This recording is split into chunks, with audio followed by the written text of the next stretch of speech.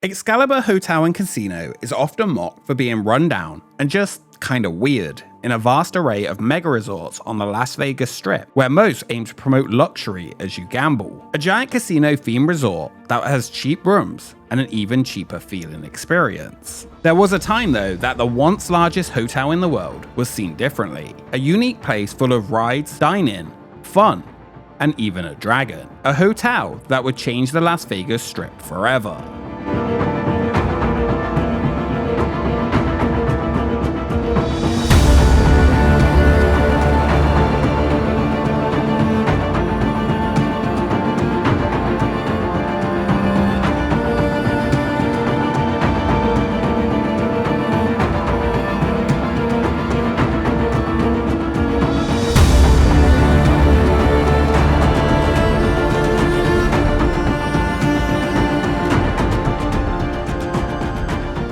Excalibur Hotel Casino. There has been nothing like it since Camelot.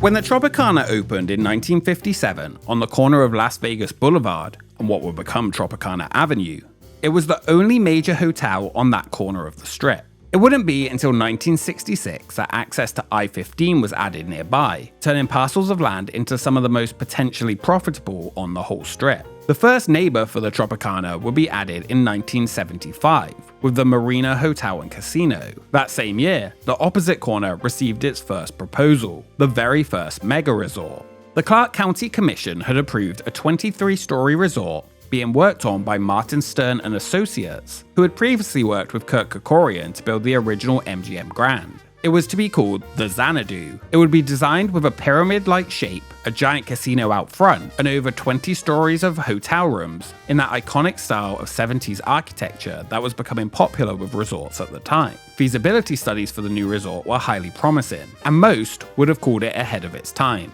The corporation behind it was the Trump Organization, with Donald Trump stating that he wanted to build the world's largest casino in Las Vegas. Of course, it never happened.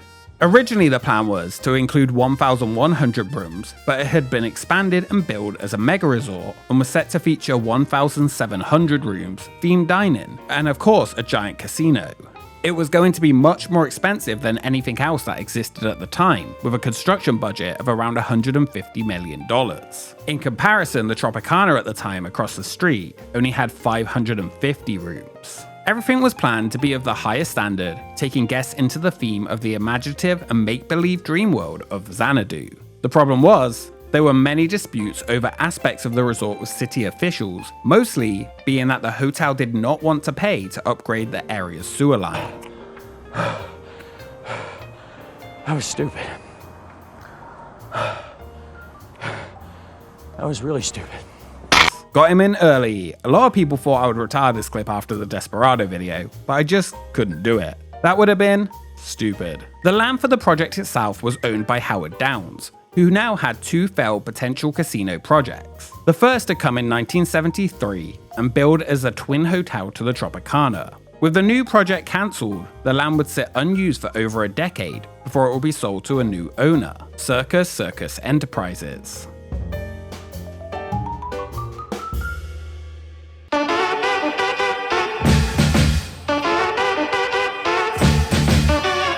William Bennett grew up in Glensdale, Arizona, with little love for education. After only 1 year of community college, he enlisted in the US Navy towards the end of World War II and became a pilot, before returning to Arizona.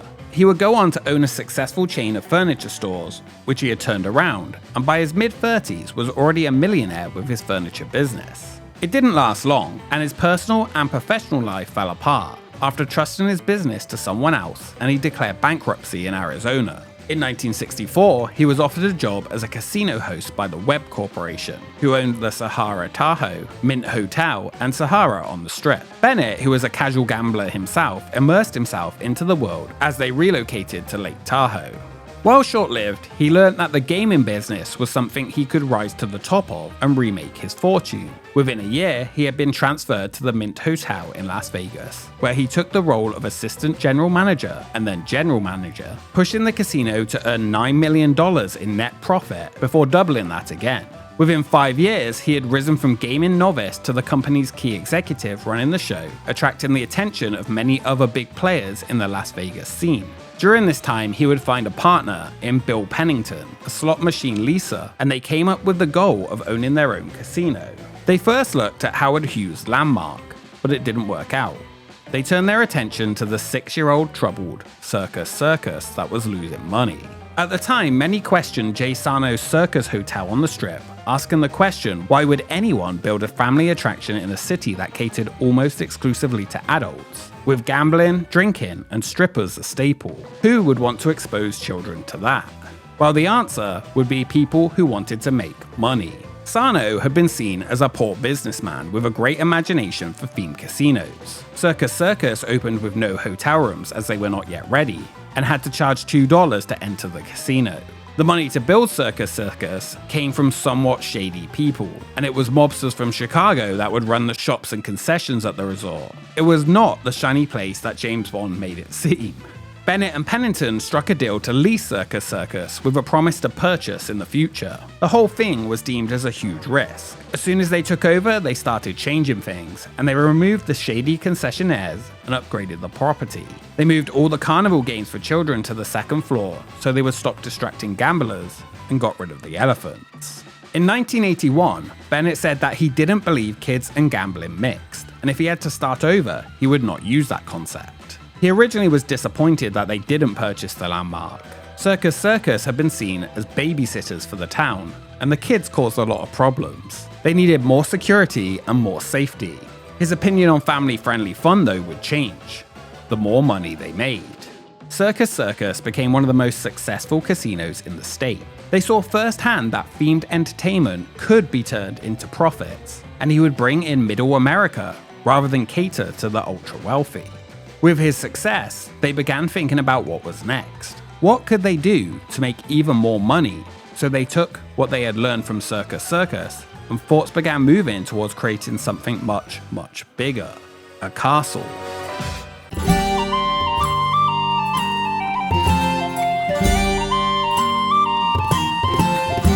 By the late 80s, Las Vegas hotel construction was booming. While the Mirage was keeping some of its surprises secret during construction, it was rumored to have never-seen-before entertainment and themed offerings. William Bennett was taking his new resort in a different direction. Still a mega resort, but one built of fantasy. Circus's resort would feature a highly immersive medieval theme, a moat with moving walkway, castle gates, and so much more. For it to be a success, they needed to attract more than just gamblers. They needed middle-class families. Circus purchased the vacant former planned site of the Xanadu in May 1988 that still sat unused. The plans for a portion of the 117 acres were officially announced in June 1988. William Bennett called it an entertainment experience. They had visited some 20 historic castles in countries such as England, Scotland, and Germany to produce a dramatic theme for the property. To name the new mega resort, Circus would run a competition, with the grand prize winner receiving $25,000 in prizes, including a tour of European castles in the winner's choice of 7 countries, and the honor of being the resort's inaugural guest for the grand opening week, all paid. The winner was announced on September 30th in USA Today. The chosen name would be Excalibur. Jack and Betty Houston of Knoxville, Tennessee won the grand prize. More than 200,000 people had entered, with over 200 of them suggesting Excalibur, with the Houstons being chosen at random as the winner. Other potential names suggested included Castle Eno, get it like with castle instead of casino, the Night Spot, kinda cool, Camelot, King Arthur's Palace, and Nightlife, like nightlife. I don't know, I picked Castellino. Sounds like something I would suggest to pick. Too much, Sam.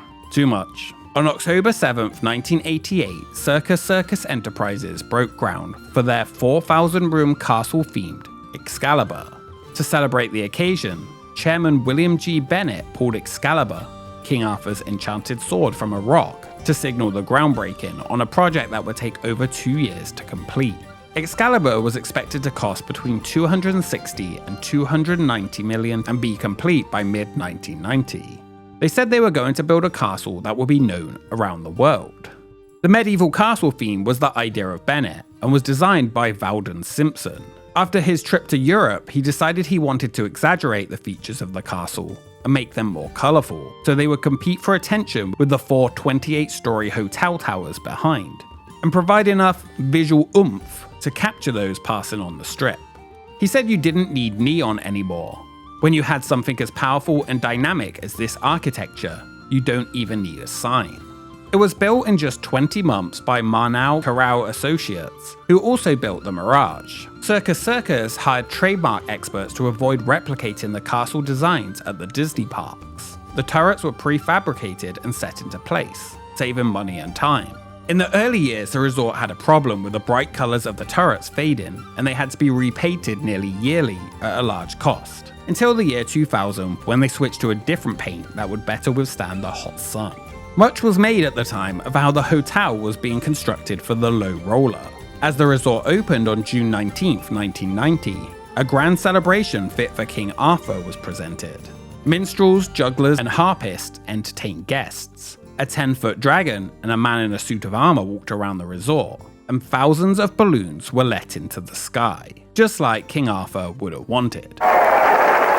Medieval fanfare marked the opening of the newest hotel and the largest in the world. It was on the strip this morning. It is the Excalibur. I'm Brad Johansson. And I'm John Daly.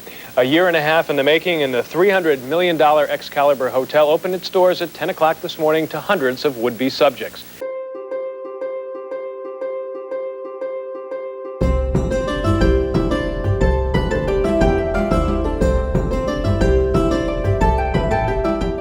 The castle was said to be surrounded by a moat, or well, I guess fronted by a moat, that visitors had to cross to enter.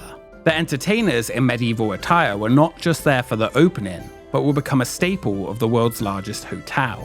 The 4,032-room hotel had dragons, amid slot machines and poker tables. The final cost of the resort was $290 million, around half of what the Mirage was, which had opened the previous year. William Bennett was the envy of the strip. Circus was failing 16 years ago, but now was a $1.6 billion company, focusing on low rollers rather than the wealthy elite. Fun and bright was in, and sleazy was out.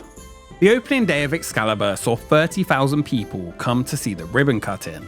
Inside, they found 500,000 square feet of entertainment, including a Renaissance village, 12 food outlets, a casino the size of 4 football fields with 2,630 slot machines. There was a themed arcade with electronic crossbow games, giant terrifying Punch and Judy characters, and finally the highlight entertainment.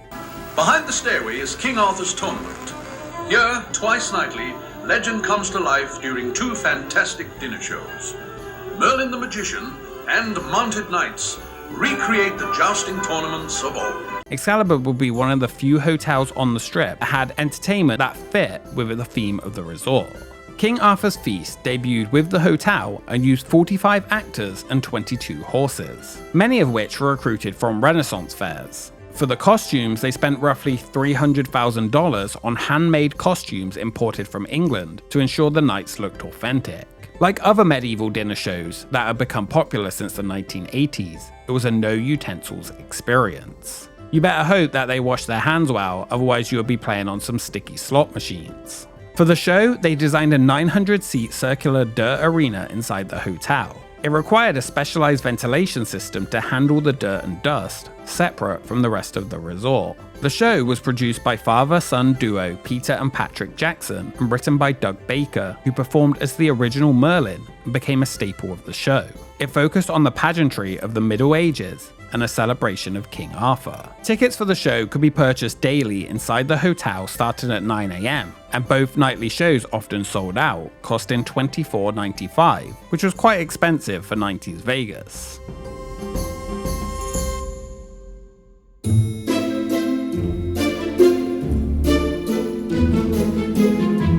Downstairs inside Excalibur, The Fun Dungeon was an entire basement of family-friendly inspired entertainment.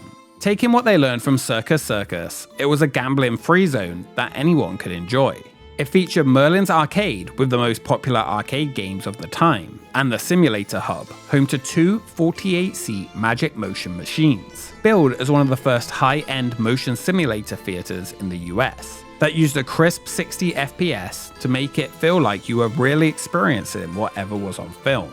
They were created by ShowScan Entertainment and Douglas Trumbull, and used a 2-axis hydraulic system to control pitch and roll, which was more budget-friendly than the more common 6-axis system used at other rides and flight simulators. 1990 was seen as a pivotal year for the history of ShowScan, as it introduced these dynamic motion simulators, and they were the first two sold by the company before they would go on to much bigger things. Excalibur was home to one of the first family-friendly thrill experiences on the Las Vegas Strip. On your simulator ride, you could choose to see a variety of different films synced to the experience, including a runaway train, a ride on Colossus at Magic Mountain, Ninja, and later RoboCop. When new films were made for other areas such as Daytona, they would be added to the ride films at Excalibur. In the early 2000s, they were converted to show SpongeBob SquarePants 4D, the same one that was found at multiple places.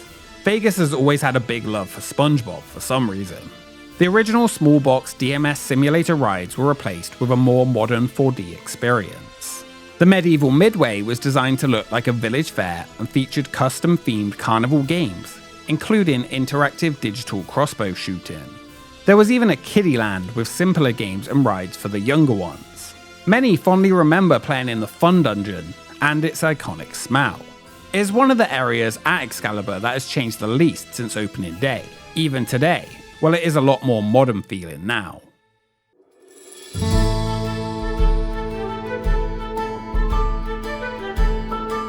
For the adults, outside of gambling, there was the Canterbury Wedding Chapel, a medieval-themed wedding venue which held its first wedding on opening day. They offered different packages with medieval-themed weddings, where guests could even rent full costumes and have a Minister Merlin. The resort was packed full of dining options with 12 different restaurants. Lance Alotta Pasta, which featured Italian food, and Knights of Armor holding trays of pasta, Sherwood Forest Cafe, the 24-hour quick service restaurant, Robin Hood's snack bar on the casino floor, famous for its foot-long hot dogs, just like Robin Hood enjoyed. The Wild Swan and Camelot offered fine dining. Well, fine for Excalibur, not fancy. Sir Galahad's Pub, that tried to give that British pub feel with Guinness on tap, one of the first places in Vegas to have it. The highlight though would be the Round Table Buffet, which was the second largest buffet in the world, able to seat 1,300 people and cost only $5.89 per person in 1990, which is around $15 today. There was also the Village Food Court with the locations made to look like brick medieval huts, not just your regular fast food locations.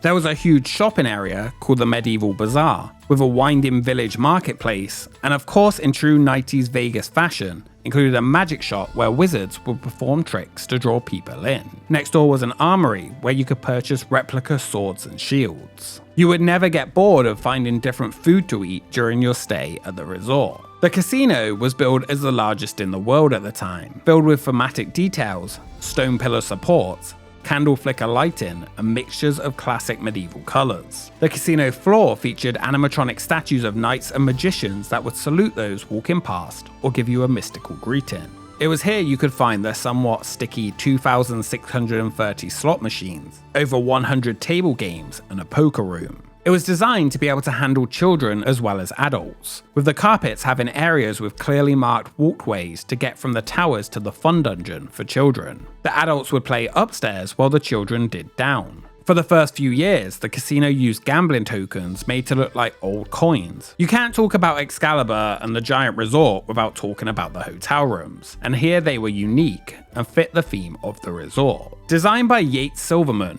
instead of the dark, dingy, accurate medieval rooms, they opted for the more movie-like castle look. The CRT TV looped an in-room video from King Arthur himself, explaining the resort's amenities. The rooms were basic, but a step up from the previous decade's sleazy Vegas hotel rooms. With all its offerings combined, the resort had cheap rooms that transported you into a medieval casino, and there was nowhere else in the world that you would be able to find that. The resort's prices were around half of the Mirage and Caesar's Palace, and slightly more than Circus. It was the perfect mid-range offering for the family and stayed competitive to fill its 4,000 rooms, and was mostly compared to places like the Stardust, which seemed way more outdated for the same price. I mean, if you could choose a themed castle hotel over a motel-looking Vegas strip mall for the same price, it's an easy choice, and it worked. Welcome to the fabulous Excalibur Hotel Casino. I am King Arthur. Join me on a guided tour of the largest and most exciting hotel in the world.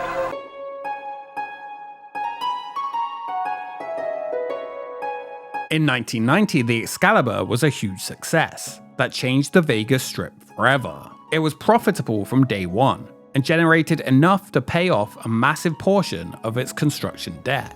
Themed family-friendly Vegas fun was the future. Well, at least for now. You could often find rooms for under $50 a night and bring the whole family. There was no horrible resort fees back then. The dinner show became so popular they were the largest buyer of Cornish game hens in the world. The resort single-handedly transformed the dead feeling of the south end of the Strip. While the Mirage was the resort that started the mega resort, Excalibur started the boom of family-friendly Vegas. Check-in lines for the 4,000 rooms often reached an hour long in the opening year of the hotel, as it was running at around 95% occupancy. The hotel was seen as way better than what you could get for the price elsewhere, with it even often being called Excalibur. With the resort hiring over 5,000 employees, it always felt like you were getting the best service in the themed gambling wonderland, and even better for Circus, it was a huge moneymaker. It paid off its construction instantly, and reports said it made $100 million in profit during its first year. It was called the King of the Strip. In 1993, they would add something truly large. With Treasure Island coming and having its pirate sinking battle show, the giant volcano of the Mirage erupting nightly, resorts were learning that an exciting free show outside would entice people to come in. What would fit in the moat outside to do that for Excalibur? Well, a fire-breathing dragon.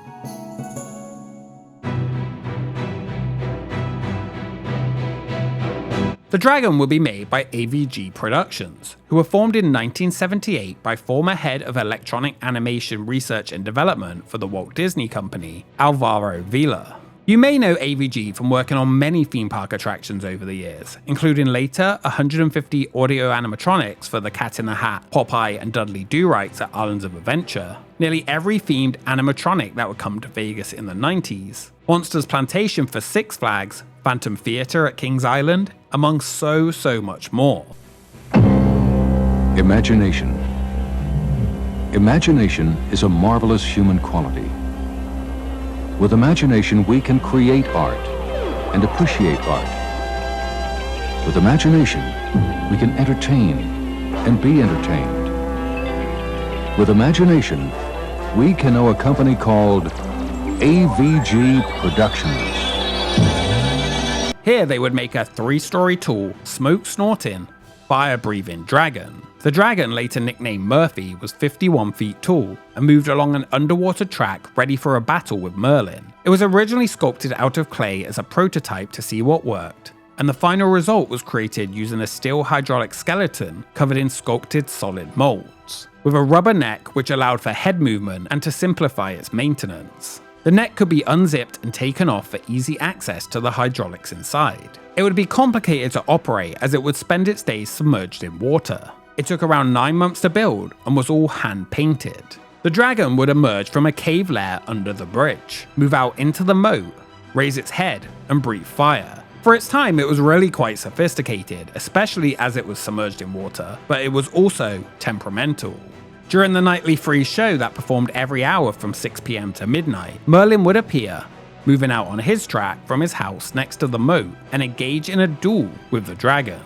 The show has been often somewhat ridiculed for being corny, but you cannot tell me that was not an incredible thing to see for anyone staying at the resort and walking by. Like I said, it was somewhat temperamental, often breaking down, and the show not able to be performed. People would often wait the hour to see it, and then it would not happen. Regardless though, it would become a staple of the resort for exactly a decade.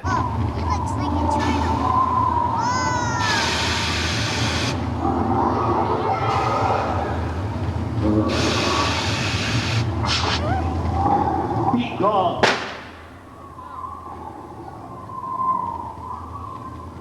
There it goes!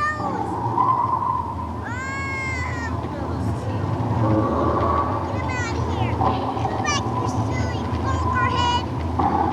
Get out of here! That ends our tour. Enjoy these 4 levels of enchantment, only in Excalibur.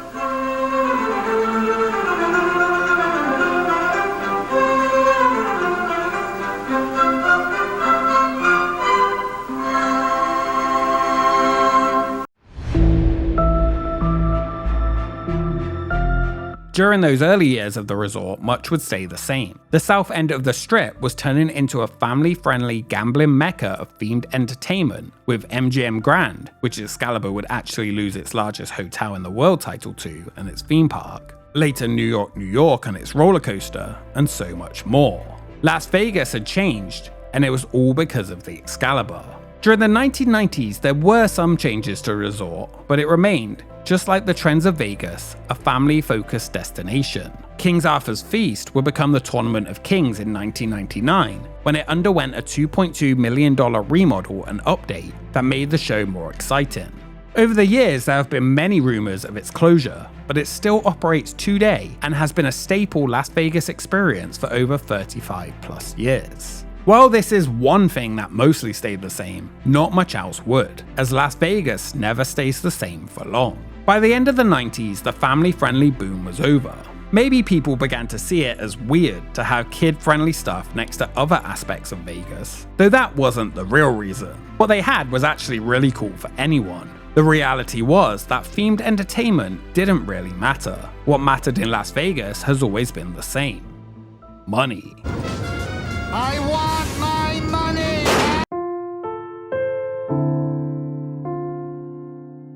As the resorts around it began to transform away from themed entertainment for families that once had been so popular, little changes came to Excalibur. In 1999, a new restaurant opened at the resort, the WCW Nitro Grill. More on that later though. By 2001, Australia's Thunder from Down Under began an adults-only entertainment option with a residency at the resort. What was more family-friendly than a mix of knights, medieval fantasy, simulators, dragons, and the Thunder from Down Under? The family-friendly era of Las Vegas was done, gone nearly as quick as it came. Piece by piece, the theming and experience of Excalibur was removed. The Dragon Show ended in 2003. After barely operating and breaking down constantly in its later years, and Murphy sat locked away in his cave under the bridge for decades.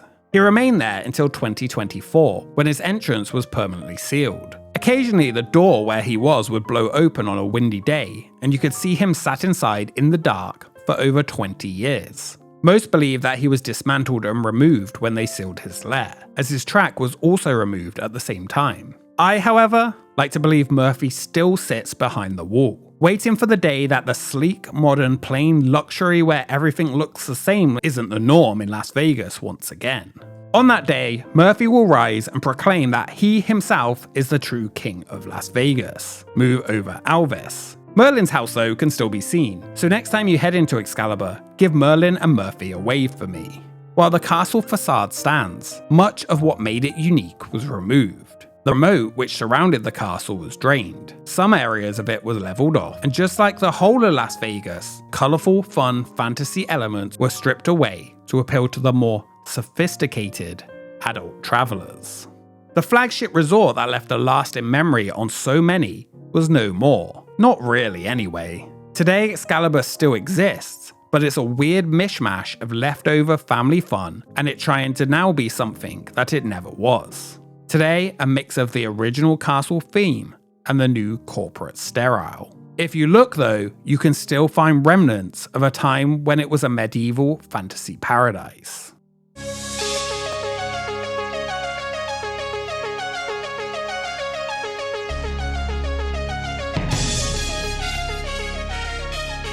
Merlin is my name. Magnificent Merlin.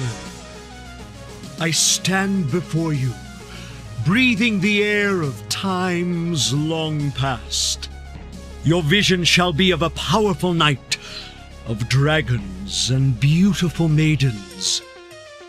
You'll find that your journey has taken you a great distance today, and that your destination is not yet attained.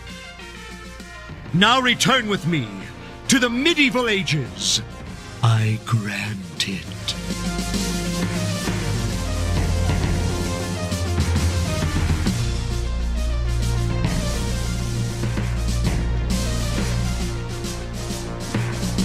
Now operated by MGM, Excalibur is considered a value resort, with cheap rooms and a cheaper experience. But once, over 35 years ago, it stood as something special.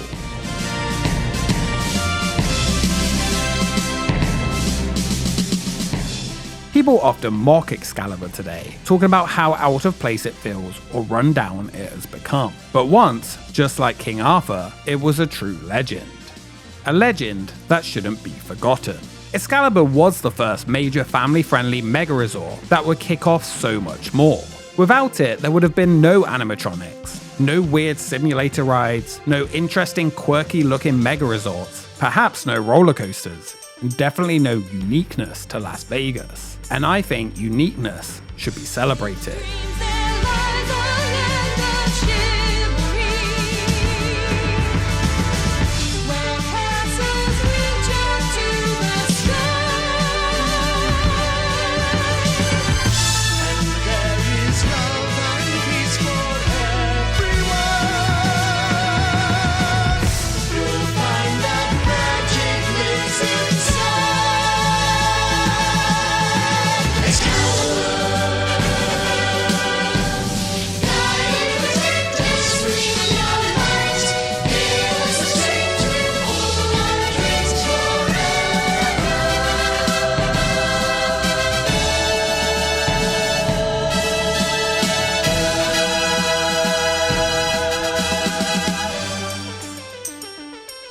The Excalibur was a place that once dared to stand out from the rest, to be something different, and change everything that followed. As for William Bennett, after opening the Excalibur in 1990, he had even bigger plans. He would take everything he had learned from Circus, and Excalibur and pour it into another brand new mega resort, located right next door. Project X would be more expensive, more unique, feature even more rides that would push the story element further than ever, and what would eventually lead him to stepping down and being sued by Circus and losing everything. In 1993, the Luxor would open, and it would attempt to change everything.